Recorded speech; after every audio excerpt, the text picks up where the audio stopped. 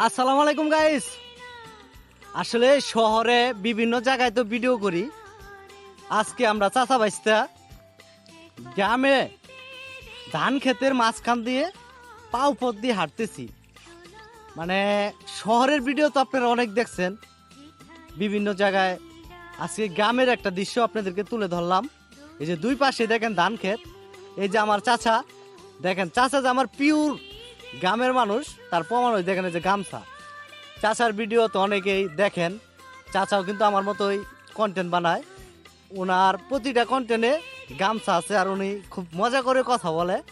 চাচা, আমার আঙ্কেলের ভিডিওটা সবাই লাইক কমেন্ট করবেন, পারলে একটা করে শেয়ার দিবেন। অবশ্যই আপনারা ভিডিওটা দেখবেন, ভালো লাগলে শেয়ার করবেন।